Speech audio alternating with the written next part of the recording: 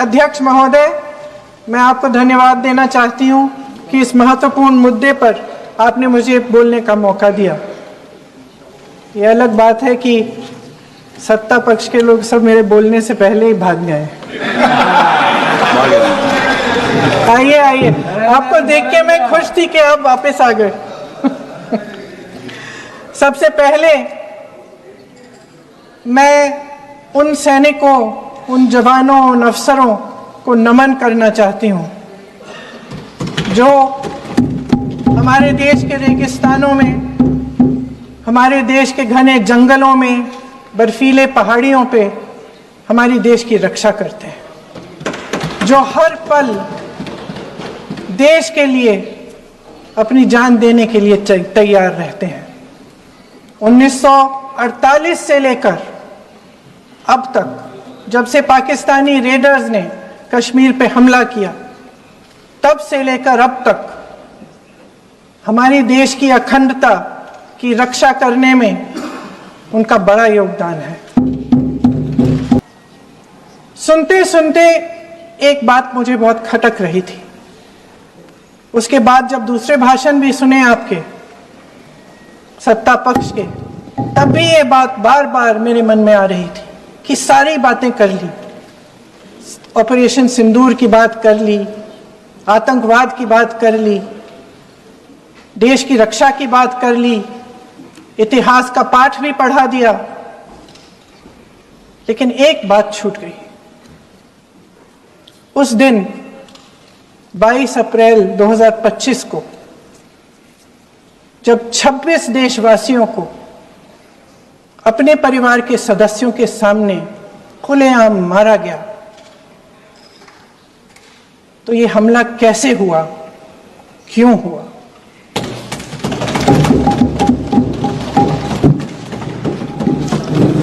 अध्यक्ष महोदय,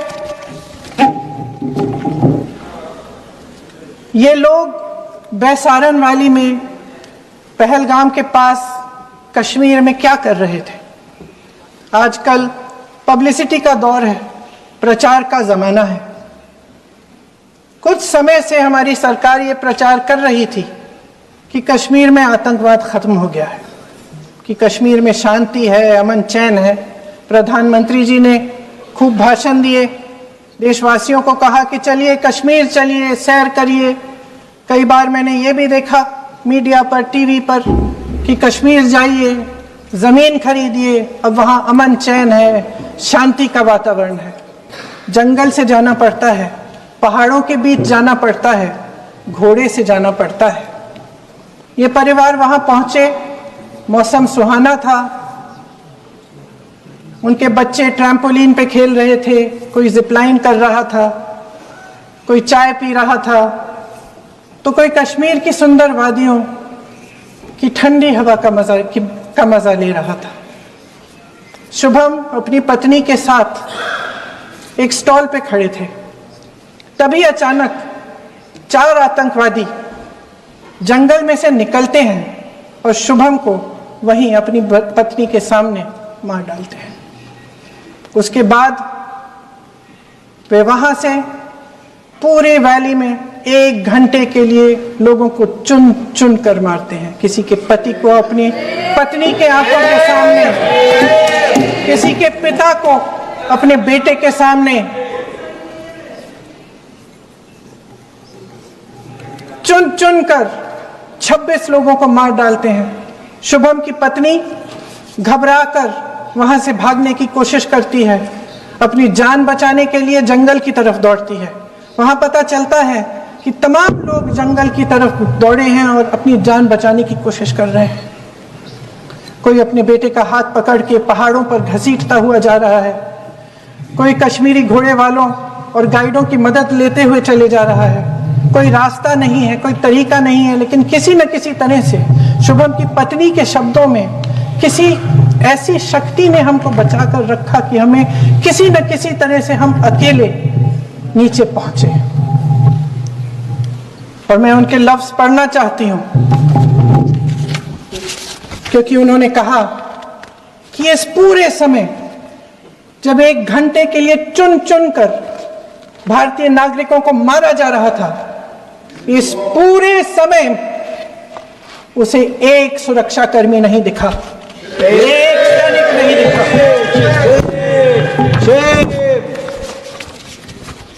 शुभम की पत्नी ने कहा, कोट, मैंने अपनी दुनिया को खत्म होते हुए देखा, अपनी आंखों के सामने एक सिक्योरिटी गार्ड नहीं था। मैं ये कह सकती हूं कि देश ने, सरकार ने हमें वहां पे अनाथ छोड़ दिया था। सिक्योरिटी क्यों नहीं थी वहां पे एक सैनिक क्यों नहीं दिखा? क्या सरकार को मालूम नहीं था कि यहां रोज 1000 से 1500 पर्यटक जाते हैं? क्या सरकार को मालूम नहीं था कि यहाँ के को पहुंचने के लिए जंगल के रास्ते से जाना पड़ता है? अगर कुछ हो जाएगा तो लोग वहां से निकल नहीं पाएंगे। एक चिकित्सा का इंतजाम नहीं था, फर्स्ट एड का इंतजाम नहीं था, कोई इंतजाम नहीं था, ना सुरक्षा का ना फर्स्ट एड का। इन लोगों को भगवान भरोसे छोड़ दिया गया। ये लोग वहां पे इस सरकार के भरोसे गए और इस सरकार ने उन्हें भगवान भरोसे छोड़ दिया।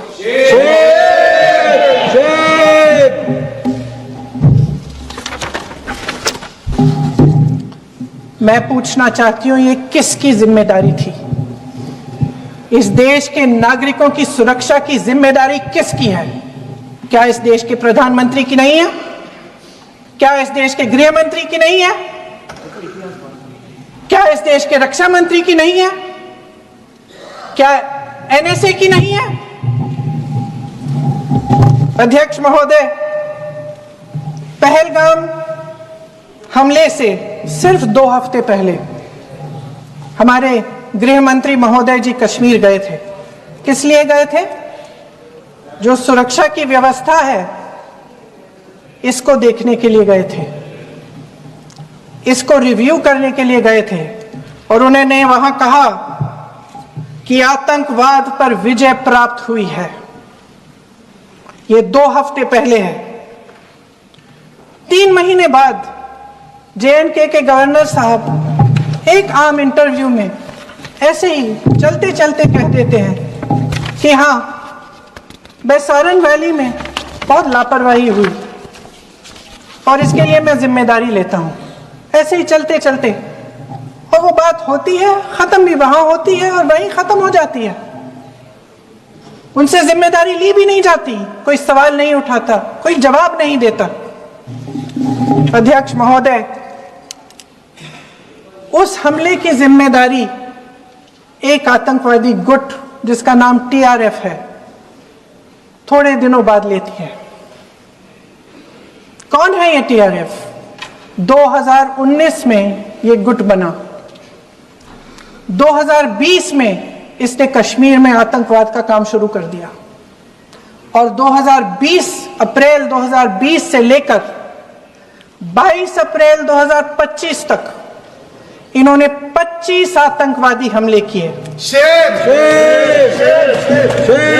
गृह मंत्री महोदय ने जब यूपीए सरकार के समय के आतंकवादी हमले गिने तो लगभग 25 गिनवाए थे अभी अपने भाषण में। इस गुट ने कश्मीर में 25 हमले 2020 और 2025 के अंदर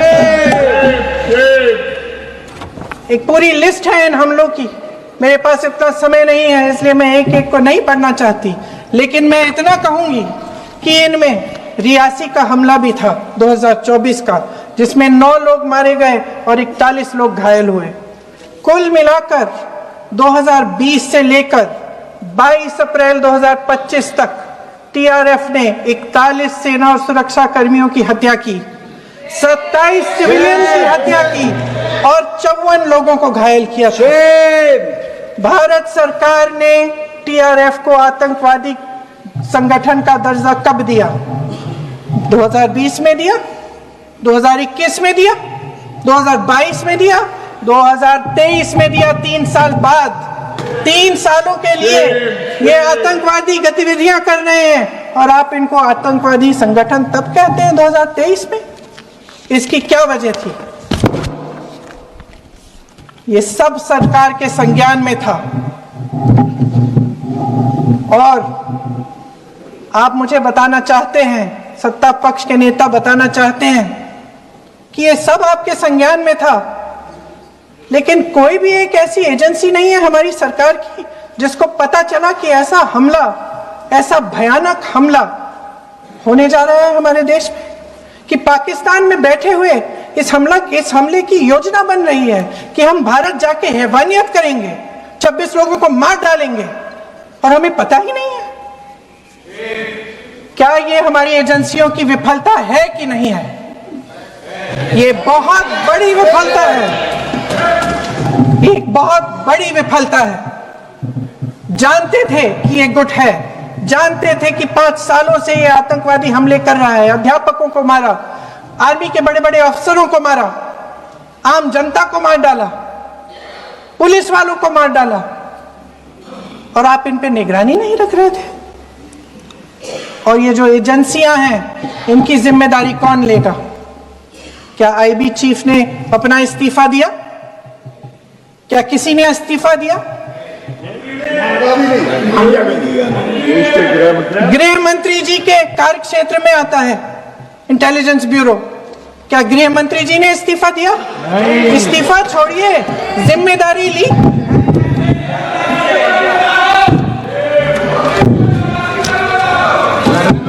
साहब देखिए, इतिहास की बात आप करिए, मैं वर्तमान की बात करना चाहती हूँ। आपको तो एक बहाना चाहिए, आपको तो एक बहाना चाहिए। पूरे परिवार का नाम गिनवा देते हैं। अरे अपनी जिम्मेदारी खुद लीजिए। 11 सालों के लिए तो सत्ता में आप हैं। नेहरू को छोड़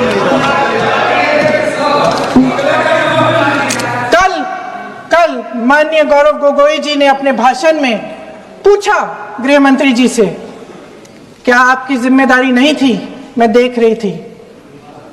राजनाथ जी, रक्षा मंत्री जी यूं यूं अपना सर हिला रहे थे, कुछ बोले नहीं। अंदर से महसूस हुआ होगा कि यहाँ कुछ जिम्मेदारी थी, लेकिन माननीय गृह मंत्री महोदय जी हंस रहे थे, वे हंस रहे थे।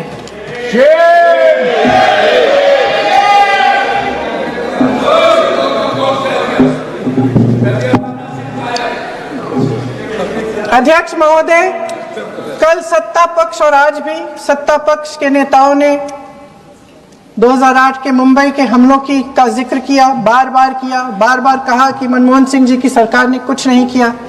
ये तो जानकारी होगी ना कि उसी समय जब वो आतंकवादी हमला चल रहा था, तभी उन आतंकवादियों को मार डाला था, एक बचा था और उसको भी फांसी दे दी थी 2012 में। महाराष्ट्र के मुख्यमंत्री ने इस्तीफा दिया। देश के गृह मंत्री ने जिम्मेदारी लेकर इस्तीफा दिया।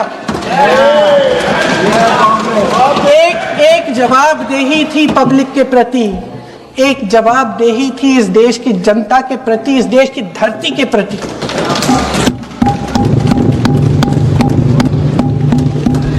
राजनाथ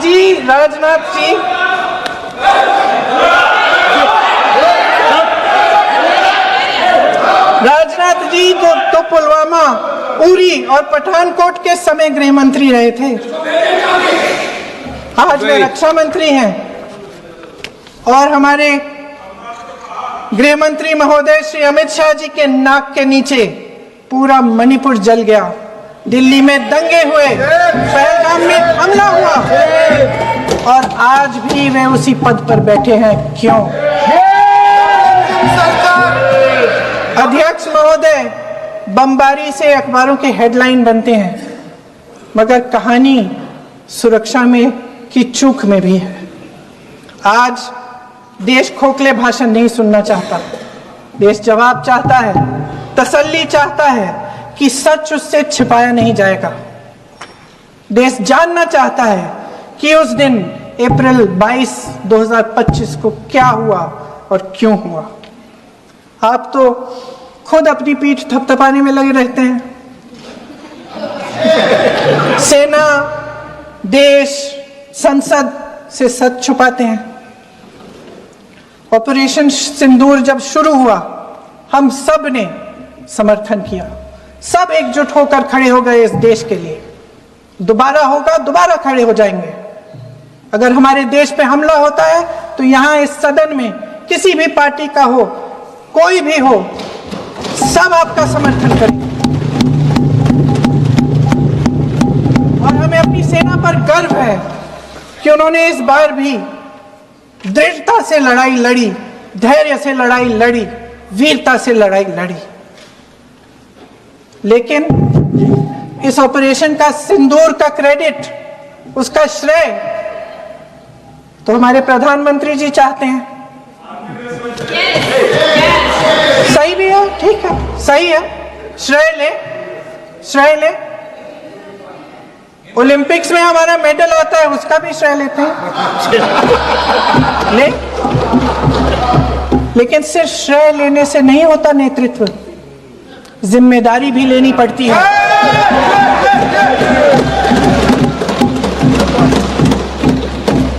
देश के इतिहास में ये पहली बार हुआ, देश के इतिहास में ये पहली बार हुआ कि जंग होते होते ही रुक गई। रुक गई है जी। और इस रुकावट का ऐलान हमारी सरकार, हमारी सेना नहीं करती, अमेरिका के प्रेसिडेंट करते हैं, अमेरिका के राष्ट्रपति करते हैं। ये हमारे प्रधानमंत्री महोदय की गैर जिम्मेदारी का सबसे बड़ा प्रतीक है। आज गृह मंत्री जी ने इस बात पर उल्लेख किया। उन्होंने कहा, उनके शब्दों में उन्होंने कहा कि पाकिस्तान के पास शरण में आने के बजाय कोई चारा ही नहीं था। आपने शरण दिया क्यों? वो आते हैं आपके देश के अंदर, लोगों को मार डालते हैं और आप उनको शरण दे रहे हैं। क्यों दिया शरण? इसका जवाब क्यों नहीं दिया है एक भी भाषण में?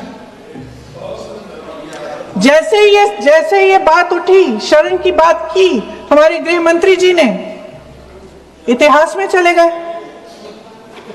नेहरू ने क्या किया, इंदिरा गांधी ने क्या किया, यहां तक कि मेरी मां के आंसुओं तक चले गए।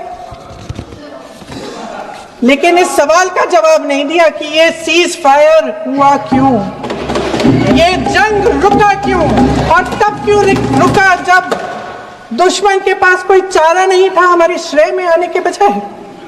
क्यों रुका ये जंग? इसका जवाब नहीं दिया। धन्यवाद। आप देंगे?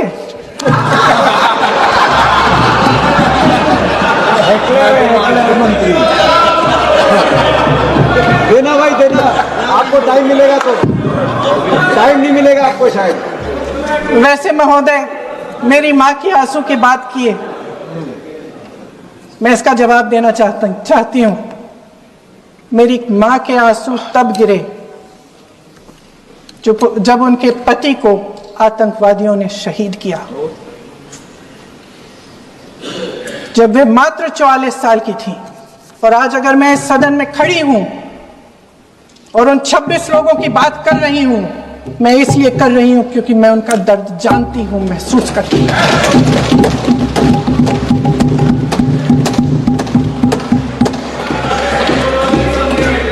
अध्यक्ष महोदय, मैंने कहा कि देश का नेतृत्व सिर्फ उपलब्धियों का श्रेय लेने से मजबूत नहीं होता। सफलता और विफलता दोनों की जिम्मेदारी लेने से बुलंद होता है। ये सोने का ताज नहीं है, कांटों का ताज है। अध्यक्ष महोदय, जब सरकार झूठी और कायर हो तो वे बहादुर से बहादुर सेना के साहस और पराक्रम को भी कमजोर कर देती है। देश को प्रतिशोध के साथ साथ सबके प्राणों की रक्षा का प्रण चाहिए। सेना की शक्ति के साथ सरकार की सच्चाई भी चाहिए। महान देशभक्त शहीद इंदिरा गांधी जी, जिन्होंने सफल कूटनीति के बल पर अमेरिका के राष्ट्रपति निक्सन का मुकाबला करके पाकिस्तान का विभाजन करवाया, बांग्लादेश बनाया, 1 लाख पाकिस्तानी सैनिकों को आत्मसमर्पण करने पर मजबूर किया, उन्होंने कभी इसका श्रेय लेने की कोशिश नहीं की। ऑपरेशन सिंदूर का मकसद अगर पाकिस्तान को सबक सिखाना था तो शायद ये मकसद अभी अधूरा है, क्योंकि हमारी कूटनीति विफल रही है। इसका प्रमाण यही है कि ऑपरेशन सिंदूर के बाद एक पाकिस्तानी जनरल जिसके हाथ खून से रंगे थे, अमेरिका के राष्ट्रपति के साथ बैठकर लंच खा रहे थे। अगर ऑपरेशन सिंदूर का मकसद आतंकवाद को खत्म करने का था तो पाकिस्तान को संयुक्त राष्ट्र के आतंकवाद विरोधी समिति का अध्यक्ष चुने जाने से इस मकसद को धक्का लगा है। इसकी जिम्मेदारी कौन लेगा? क्या हमारे प्रधानमंत्री लेंगे? क्या उनमें ये हिम्मत है? नहीं है। अगर इस ऑपरेशन के दौरान हमारे जहाजों का नुकसान नहीं हुआ तो सदन में इसे साफ साफ कहने से क्या डर है? क्यों नहीं कहा है? कल भी रक्षा मंत्री जी ने कहा कि हमारे इंफ्रास्ट्रक्चर का नुकसान नहीं हुआ, तो जहाजों के बारे में भी बता दें, साफ साफ बता दें, क्या हर्ज है? सच्चाई तो है। सवालों से बचने के लिए ये सरकार हमेशा प्रयास करती है। इसकी राजनीतिक कायरता बेमिसाल है। देशवासियों के प्रति जवाबदेही का एहसास ही नहीं है। सच्चाई ये है कि इनके दिल में जनता के लिए कोई जगह नहीं है। सब राजनीति है, सब पीआर है, सब प्रचार है, सब पब्लिसिटी है। देश की जनता के लिए आपके हृदय में कुछ नहीं रहा। बहुत समय हो गया है आप इस प्रचार में ही लिप्त हैं, जनता को देख नहीं पा रहे हैं। जी माननीय, जो पहलगाम में हुआ, खत्म करती हूँ, जो पहलगाम में हुआ उससे हर एक देशवासी के दिल पे चोट पहुंची है। हिमांशी नारवाल की गुहार ने हम सबको शर्मिंदा किया है। इसीलिए मैं आज यहाँ खड़े हुए एक आखिरी बात करना चाहती हूँ।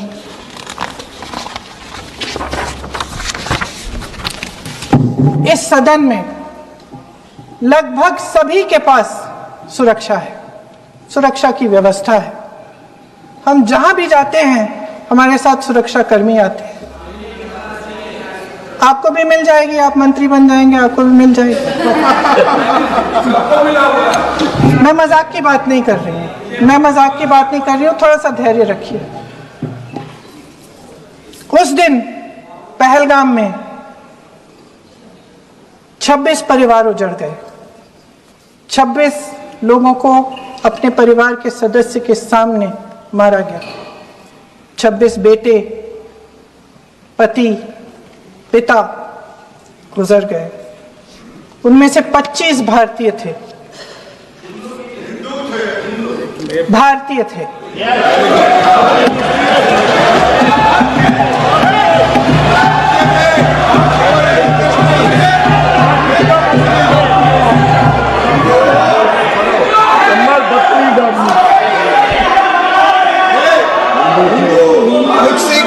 जितने भी लोग बैसारन वैली में थे और जो 25 भारतीय मारे गए, उनके लिए कोई सुरक्षा नहीं थी, कोई सुरक्षा नहीं थी।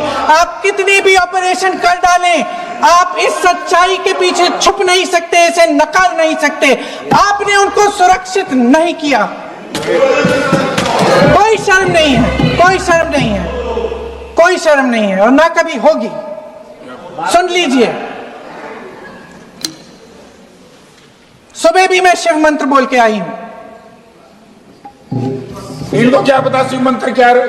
कुर्सी मंत्र इनका। खत्म कर लूं अपना भाषण? कुर्सी मंत्र। मैं एक बार उन 25 भारतीयों के चुप रही। मैं एक बार उन 25 भारतीयों के नाम इस सदन में पढ़ना चाहती हूं, ताकि यहां बैठे हर सदस्य को यह एहसास हो कि वे भी हमारी तरह इंसान थे, किसी राजनीतिक बिसात के मोहरे नहीं थे। वे भी इस देश के बेटे थे, वे भी इस देश के शहीद हैं। उनके परिजनों के प्रति हम सब की जवाबदेही बनती है, उन्हें सच्चाई जानने का हक है। समीर गुहा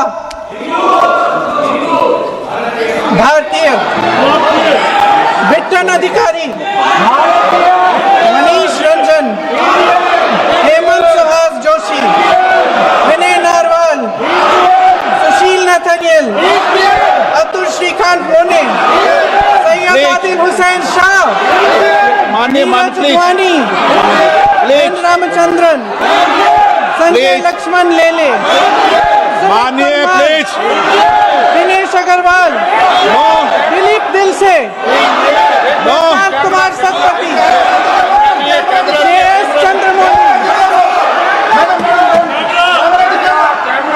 अब आप बोलिए, अब आराम से बोलिए। JS चंद्रमौली, यतीश परमार, S मधुसूदन राव, माननीय सदस्य नारेबाजी का सदन नहीं है। शैलेश कलापिया, ये तरीका ठीक नहीं है आपका। मंजुनाथ राव, कौस्तभ गणबोते, शुभम समझाइए।